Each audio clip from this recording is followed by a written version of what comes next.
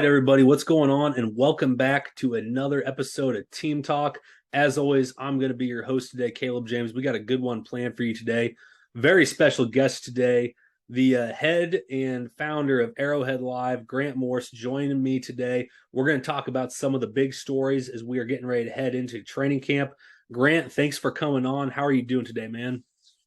I'm doing well, man. Just sitting in my parents' house here, getting ready to move into our new house. So trying to find a quiet place, not around all these dogs making noise. So if you hear my dogs barking in the background, don't mind them because there's a couple of them. But yeah, I think I found a quiet spot here, and let's get down to it, man. Same also, as most of you probably recognize, this isn't my normal backdrop. I'm at a relative's house watching his dogs also, so hopefully there's no barking that starts up in the middle of this. But yeah, let's get into it. The reason I wanted to rock on the show today, Grant, the reason I wanted to have you on, there's been some big news. It all came down on Friday. I think we all felt it coming for a while now, though. Orlando Brown and the Chiefs could not reach an agreement on a long-term extension. And it isn't like, though, you think when it comes out, maybe it was just like the Chiefs were going to lowball him. It kind of seems like they didn't quite want to go the lowball route. It seems like they were trying to meet a middle ground. What do you kind of got for us? What are you taking away from some of the details that have come out about the alleged contract the Chiefs offered him? So from my understanding, the latest that I had heard leading up to Friday was that they were about $6-7 million apart. Brown was looking for that $25 million a year figure. What the Chiefs were offering were more around 18 million. And I think ultimately the contract that we've all seen, the offer that we've all seen, essentially came in around that 18-19 million dollar figure. And I truly think that the Chiefs expected to get this deal done. I think that Orlando Brown expected to get this deal done. I think that there was a wrench thrown in all of this whenever he hired that new agent. And as you guys probably know, working with, big agents and stuff like that, the guys that the Chiefs have always worked with, you kind of get a feel for guys and how they negotiate, and you know what to expect from them. With a new guy, especially a guy that has never negotiated an NFL contract before, you have no idea what to expect. And I think the Chiefs were just kind of blindsided by the fact that, this guy came in and he wasn't willing to, budge off of that number. And he said it himself, at least according to what the report said, was that he's not going to let any of his NFL players, which Orlando Brown is the only one, that he's not going to let them accept a deal like this. Well, a deal like this is the same type of deal that Tyreek Hill signed. It's the same type of deal that Trent Williams signed a year ago. And so you ask yourself, well, what type of deal is a deal like this? And it all essentially came down to, from what we've been told, publicly, is that it came down to the fact that that final year, the sixth year, was just a dummy year of the contract. So, I mean, I understand why Orlando Brown didn't take the deal. I personally think that it was bad advice by his agent that he didn't take the deal, even if the Chiefs could have gotten to, 20 million a year average, or 19.5 million a year average. I think that would have been fair for him, but I think he's taking a huge risk, playing this season on the tag. And I think that for a player like Orlando Brown, I think he would have been best served signing a long-term deal, even if it was a shorter deal, like 3 or 4 years, as opposed to a 6-year contract. And you know what I find funny about this thing? If he had taken this contract, people would be killing the Chiefs when in reality, this would be a fair deal. I think, the whole big deal of this thing, that last year, you said the dummy year, that was the year to be able to get him to say, I'm the highest paid left tackle there's ever been, or in the Oh, league, I'm better than Trent Williams. That was the Chiefs throwing him a bone on that. Because when you get into like the details of the contract, it's honestly, it's pretty similar to what Ronnie Stanley's getting right in Baltimore, and he's been hurt a lot of the time. And yeah, he's not Trent Williams. Guess what? Anyone who now can analyze football is going to tell you Orlando Brown isn't Trent Williams, but that's not always what teams or players look for. It's always about just who's the next guy up to get paid. It doesn't necessarily matter with that. Like you said, with this deal, it's alleged, they were going to give him the $31 million signing bonus. It's around, 38 million fully guaranteed. That is pretty close to what Trent Williams got fully guaranteed. He got 40. That put him just a couple under. this would have been a fair deal from the Chiefs. And this is something, people are going to say, gosh, they were getting ready to way overpay him. There were going to be so many ways for the team to be able to manipulate this and to make it work. And now, like you said, though, Orlando's taking a massive gamble. He's going into a season. He hasn't signed the tag yet either. That'll be interesting. It's going to be tag watch time for a while here while training camp gets going.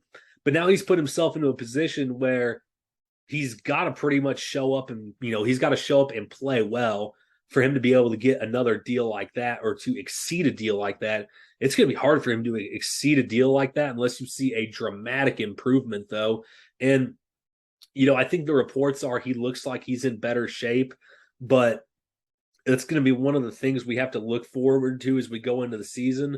And, even just all the different variables. If he gets hurt, that's going to be a bad deal for him because the Chiefs don't even have to bring him back on the tag next year either. They could, but then, it's just putting them in a situation where they're going to have to, stay flexible at the left tackle position.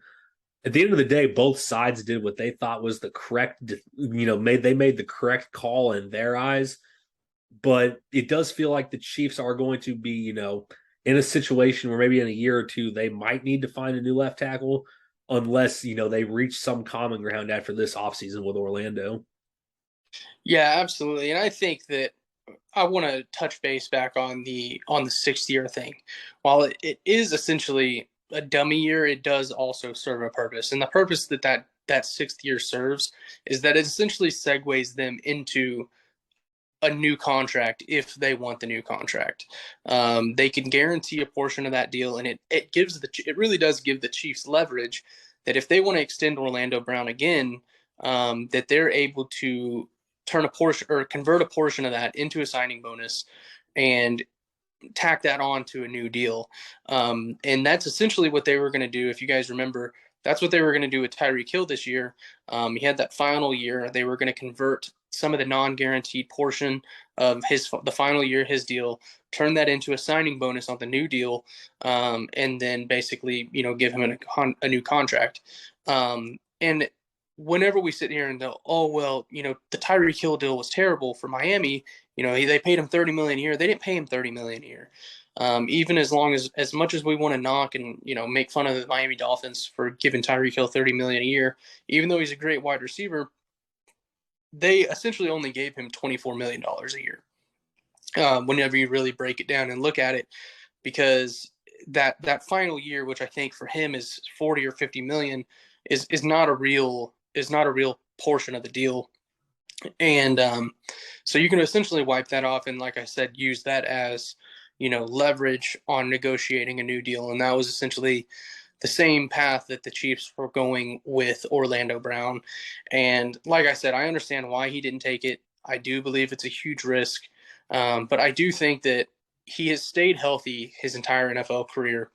And I think that if he was able to get in better shape, give himself a little bit more mobility, and another year in this offense, in only his second year as a full-time starter at left tackle, his second full offseason as a left tackle. I think that he has to improve. I don't think that there's any way that we can sit here and say that we think Orlando Brown is going to take a step backwards. There's no logic to that he is expected to take a step backwards. He has to take a step forward for his sake and for the Chiefs' sake, in my opinion. And the hope is that he does take that step forward and he does earn that contract where he, in actuality, makes $20 million a year.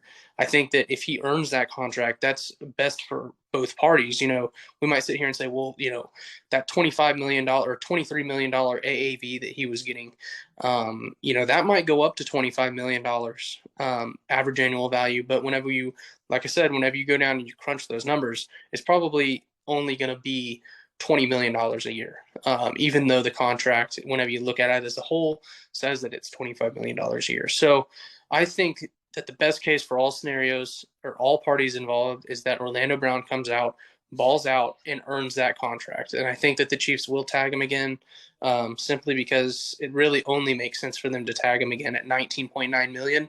That's still a steal for Orlando Brown, even if they're forced to keep him, which that probably would have been about what his cap figure would have been in 2023 had they agreed to this extension. So I'm hoping that it gets done next year. I'm hoping that it works out for Orlando. I have no issue with the guy. I have no knock on him, and I don't have a problem with how he went about these negotiations. It's his future, and he's totally justified in seeking the amount of money that he gets, whether we personally believe that he's worth it or not. And it worked out for Joe Tooney, who the Patriots franchise tagged him, and they decided not to franchise tag him the second year. He went out there, he balled out, and he got the richest interior offensive line contract of all time. So it could work out for him just like it worked out for Joe Tooney. So we'll just have to wait and see. Yeah, and I think another important thing, the Chiefs are willing to give him a sizable chunk of money, and he still is a player that has a lot to prove. That should show at least somewhat they are a little bit invested in him or are invested into his long-term development. And I don't think anyone in Kansas City, if he goes out this season, balls out, only gives up like 2 or 3 sacks, is grading out in the high 90s every week, is shutting down some of these fierce pass rushers in the West. If you offer like a similar contract next year, I don't think a single person in Kansas City would have a problem, buying that kind of premium protection like that for Patrick Mahomes. But that also brings me to an interesting point because there was like just this random news drop today. It seemed like it came out of nowhere. Jeffrey Chadia of the NFL Network got quoted as saying, or he used this quote, that someone in the Chiefs organization had used the phrase about Orlando. This isn't the guy that we saw last year, this isn't the guy we traded for. This isn't the guy we know from last season. It was something along those lines. It seems kind of weird that just now came out, but I know you put something out on the main Arrowhead Live Twitter account about your thoughts on it. We're actually sitting here looking at what Orlando Brown is looking at on Twitter when he sees it also. And I think it was Charles Gold of Chiefs Wire who made an interesting point that this just doesn't seem to make any sense. It kind of seems like it is out of the ordinary. Maybe it was just something that was taken out of context. Where are some of your thoughts on that? Yeah, I agree with what Charles said, and I talked to Charles about this. The timeline just makes no sense. I mean, the Chiefs traded for Orlando Brown knowing that they weren't going to give him a deal last year. They wanted him to play out that contract, and then they wanted him to basically earn, a new contract with the Chiefs because it was his first full year as a left tackle, which we had discussed earlier. And I think that, first new year in the new system, completely different type of offense. They wanted to make sure that he was capable of being the long-term left tackle in Kansas City. And I personally think that Orlando Brown is capable of that. That's why the Chiefs, were willing to offer him the deal that they did. And with Chadiha, or however you say it, with him saying that, basically suggesting that the Chiefs traded for Orlando Brown with the complete intention that he would take a team-friendly deal. That makes absolutely no logical sense whatsoever. Because what if he would have been a first-team All-Pro this year? What if he would have come out and been a first-team All-Pro? Would they have expected him to take a team-friendly deal at that point? No, he probably would have asked for $25 million a year and actually gotten $25 million a year, not $18.9 million a year like, the numbers break down to. So if I had to guess, I think that Chidia probably misspoke or forgot to add some context to what he was saying. My guess is that whenever they said that he's not the type of player, he's not the same player that they traded for, I think they're alluding to the fact that Orlando Brown has developed significantly from the player that he was in Baltimore. And the deal that they were trying to give him is not conducive to the player that Orlando Brown is today versus what he was last year, if that makes any sense at all. And the fact that they're sitting here saying that they expected him to take a team-friendly deal or whatever, I think that was a separate thought from the fact that they're saying that he's not the same player that we thought he was or whatever he suggested. I think that those were two separate thoughts, and he said it in the same sentence, and I think it came out completely wrong. But the Chiefs are one of the most tight-lipped organizations in the league, or all of sports for that matter. Nothing really leaks from the Chiefs. Every news drop, everything that we get from the Chiefs, it all happens last minute. at the absolute last minute. There were zero rumors that the Patrick Mahomes extension was coming until they were at the liquor store buying champagne, going to the signing. We Right. didn't hear a single thing about the largest contract in sports history, even that it was being negotiated. That they were close. It just came up out of nowhere. The only reason we knew anything in advance was because they were buying Dom Perignon. That's the only reason. So to say that Joe Blow came out and suggested that Orlando Brown stabbed the Chiefs in the back or whatever, as if he owes the Chiefs anything, is complete BS. That just didn't happen. And then I know I sent it to you, Caleb, but Orlando Brown actually liked Charles' tweet about that, basically saying that the quote that Jeffrey said on NFL Network didn't add up in any way. So to me, that is Orlando Brown corroborating what everybody was saying, is that it just doesn't make sense. Like, why would anybody in the Chiefs front office say that? So I'm not going to sit here and grill Jeffrey Kadiha, but I think that he took something out of context, or got some secondhand information that was not exactly accurate, or that he misinterpreted something like that, because it just doesn't make any sense. I mean, the day that the deadline passed, Brett Veach immediately came out and said, we're looking to 2023 and we want to get a deal done with Orlando Brown next year. It's unfortunate that we weren't able to get it done this year, but we want to get it done next year. And Orlando Brown's, agent echoed the exact same sentiment. So the fact that they're saying that, he owes them something is complete BS in my opinion.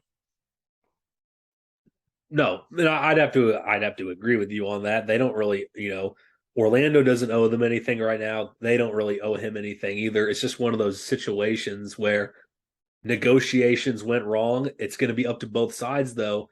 There can't be these little stabs or jabs going back and forth headed into training camp. That's the last thing you want. And that is the kind of thing that, if it were true to be happening, that could lead to a potential holdout if there's someone from either party, or, from the Chiefs party leaking things like this. And I'm sure somewhere someone's blaming Eric Bieniemy for saying these things or doing something along those lines. Because if we all remember that, I think that is maybe, that's maybe one of the more wild, more sensationalized Chief stories we've seen. But that's a good point you make. The Chiefs are, they don't give information out. They have a very established base of people who they're going to provide information with. They're very secretive. I think that's pretty much just up there with how Andy Reid conducts business, Brett Veach, Clark Hunt, and those guys. So, it's going to be hard to get a real quote or a real bite out of those guys. And I'm sure even with this little, maybe them taking the quote out of context, we're not going to hear anything about it until they're at camp, until the players are signing in or checking in, which thankfully for all of us, if I'm not mistaken, veterans report to camp on next Monday. If I'm not mistaken, the quarterbacks are arriving and rookies are arriving up there this weekend. Am I correct on that? I believe so. Honestly, I haven't checked the schedule recently, but I think that's the case, because I think they were posting about Friday and Saturday it being 102 up in St. Joe or something like that. So I think that's when the quarterbacks arrive and the rookies. Yeah, I mean, we have this awesome time ahead of us where, this is one of the this is probably the most anticipated season the Chiefs have had in a while. There's just been so much drama this offseason, from everything from the Eric Bieniemy stuff after the AFC Championship game to, Patrick Mahomes to Tyreek Hill to everything with Tyreek Hill's podcast, now to this Orlando Brown deal. And, of course, the draft and all that, there is a time when I'm sure the guys on the team, the players and the coaches, the front office, it's about time, that's probably their favorite time of the year, because it's time to put up or shut up. It's time for them to be able to go out there and either, make their name and say it was all noise the entire time, or, they'll get proven wrong. They'll get humbled. I don't think it's going to be the second one of those. But I do know that me and some of the other folks in the area, some of the other local, guys for Arrowhead Live, we're planning to try to get up there at some point. It's going to be really hot, so we're going to need to be drinking a lot of water, as I'm sure a lot of those guys on the field are. But Grant, thanks for coming on again tonight. You got any closing thoughts on the Orlando Brown deal, the Chiefs heading into training camp, or anything along those lines? Yeah, man. I mean, as for Orlando Brown, I hope that he reports to camp. I think it'd be in his best interest to report to camp. With the way that camp is conducted, nowadays, injuries are essentially are at a minimum. I mean, there's very little contact, so I think it'd be in his best interest, especially it being his second year in the system, and him chasing the contract that he's chasing. I don't think that it would make sense for him to sit out training camp, at least not all of training camp. So I expect him to be there at some point. Probably won't play in preseason. I think that the Chiefs would also be in the Chiefs' best interest for Orlando Brown and most of the starters not to play in the preseason, much if at all, which is usually how it goes with the Chiefs. So that's what I expect. As for just training camp as a whole, man, I'm excited to see this wide receiver core. I'm looking forward to seeing, Juju, up to full speed, in real practice. Sky Moore, Marquez Valdez Scantling. I'm honestly excited to see, Josh Gordon. I don't know if you've seen pictures of Josh Gordon lately, but he's completely transformed his body. He's probably playing at 215, whereas he was what they said he was playing at 235 last year, and you could definitely see it. He looks like a much leaner player, just absolutely shredded. I'm excited to see Jody Fortson back healthy. I think that he's bulked up a little bit as well, so that could play well for his transition to the tight end group, which he started last year and then before the injury, and I think he had 2 touchdowns in 3 games, so he was definitely being used, and I'm excited to see how he bounces back. And then I'm also excited to see this new look linebacker core, man. I think that Chanel and uh, Jermaine Carter, and Willie Gay being basically not the captain of the defense, but the quarterback of the defense, essentially, with taking over Hitchens' role. I'm excited to see how they gel, and I'm expecting just a lot more faster paced defense, much more aggressive, and you know I don't want to sit here and knock guys like Hitchens, even though about him, but But you got guys, that argument. they're just not they just weren't the best athletes, and I think that having some younger blood in there, guys that can really fly around, I think that it's definitely going to be exciting to see. And then the guys like Justin Reed taking over for Tyrann Matthew. So it's definitely going to be a completely different Chiefs team than we've seen in the past, and I'm excited for it. I think that there's still going to be a 13-win team, definite top 2 or 3 Super Bowl contenders in the league. So I'm not worried about anything there, man. I'm just I'm here for the ride. I don't sit here and wallow in pity like some of the fans in our fan base, but I'm just along for the ride, man, and I'm just gonna enjoy it. So think about it objectively and keep a level head. That's all I can say. And then just have fun and enjoy it. Yeah, guys, have fun with it. You don't get to watch. You're not going to get to watch Patrick Mahomes play football forever. Neither are you going to get to watch Travis Kelsey play football forever. I think real quick for me, the position group I'm looking forward to seeing the most is going to be this young defensive back group. I really want to see how they mold out. I want to see how they play because honestly, to me, they almost give me the same vibe that the offensive line did last year. It's going to be a lot of moving parts early on. It's not all going to be pretty, but can they be playing by a high level of the season? That's what's going to have a tremendous impact on whether the defense can, move the needle or not. That and the running backs, I just think they've got a couple of diamonds in the rough. Who the Buccaneers look foolish right now if they're saying Leonard Fournette weighs 270 or 260 and they cut Ronald Jones just because he didn't get along with Bruce Arians. Big prove it year for Clyde. Jerick McKinnon is back. I think they'll use him in a similar role, save him till the very end of the season. Then when he's got the fresh legs, and keep an eye on Isaiah Pacheco. Also, I know a lot of people don't suspect he'll make the roster being a 7th-round draft pick. I think he's got big time kick return potential, and I think eventually he's going to crack offense. But Grant, thanks for hopping on. We'll get this. I'm going to get this video out to everyone as soon as possible. Everyone, make sure you're going on Twitter and following the @Arrowhead Live main page. Make sure you're following myself at CJ Scoobs. Make sure you're liking and subscribing to this video. My man, thank you for coming on tonight. It's been a pleasure. Absolutely, man. Anytime. All right, everybody, you know what to do. And as always, keep on keeping.